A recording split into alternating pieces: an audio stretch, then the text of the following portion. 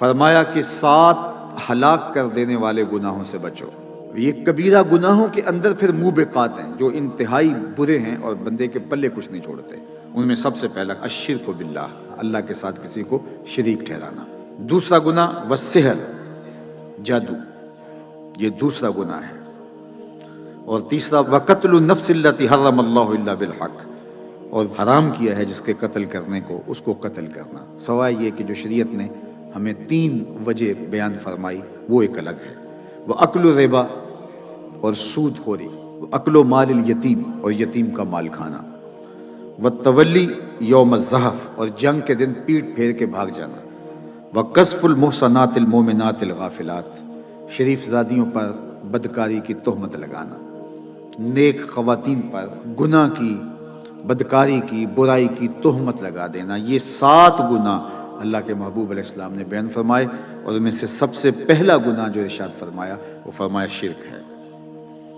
تو شرک کی معافی نہیں ہے، اپنے دامن کو شرک سے بہر صورت پاک رکھنا ہوگا، اور اللہ جل شانہ کے ساتھ اپنے تعلق کو مضبوط سے مضبوط تر کرنا ہوگا۔ ہماری زندگی اسی کی چوکھٹ کی گداگر ہے، اسی کی دہلیز کی بکاری ہے۔ دوسرا شخص جو آج کی بابرکت رات کے اندر بھی نہیں بخشا جاتا وہ مشاہن ہے۔ ایک تیسرے شخص کا ذکر بھی ایک اور حدیث میں آیا ہے جو اس رات کو معاف نہیں کیا جاتا، جو ماں باپ کا بے ادب اور گستاخ ہے، آج جیسی بابرکت شب میں اللہ کی رحمتوں سے محروم رہتا ہے۔ 3 شخص ایسے ہیں قیامت کے دن اللہ تعالیٰ ان کی طرف نظر رحمت سے دیکھے گا بھی نہیں۔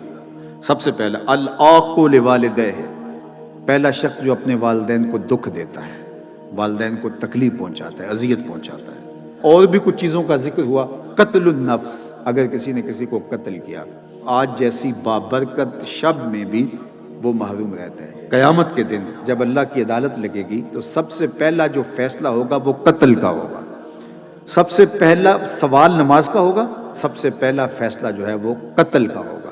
اور جس نے کسی ایک شخص کو قتل کیا گویا اس نے پوری انسانیت کا قتل کیا۔ حشر کے دن آواز آئے گی فلاں بندے کو گرفتار کرو، پکڑو، اور آتش دوزخ میں سلگتی آگ میں ڈال دو اس کو۔ تو جب فرشتے اس کو پکڑنے لگیں گے وہ آگے سے چیخے گا واللہ ما قتلت، میں اللہ کی قسم اٹھا کہتا ہوں کہ میں نے قتل نہیں کیا۔ فقیلا، تو اس کو کہا جائے گا من اعانا علی قتل مسلم ولو بشطر کلمہ جا یوم القیامہ مکتوب بین عینیہ آئس من رحمت اللہ، جس نے کسی شخص کے قتل میں آدھے جملے سے بھی مدد کی، قیامت کے دن قاتلین کی فہرست میں اس کا نام ہوگا اور اس کی 2 آنکھوں کے درمیان لکھا ہوگا کہ یہ اللہ کی رحمت سے آج مایوس اور محروم ہے، آج اس کو اللہ کی رحمت نہیں ملے گی۔ آدھے جملے سے ہلا شیری دی، کسی شخص کو ترغیب دی کہ پھر اس کی وجہ سے قتل ہو گیا۔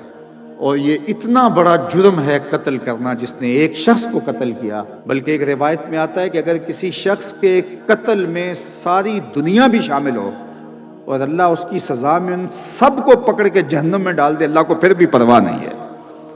یعنی قتل اللہ کے نزدیک کتنا بڑا جرم ہے۔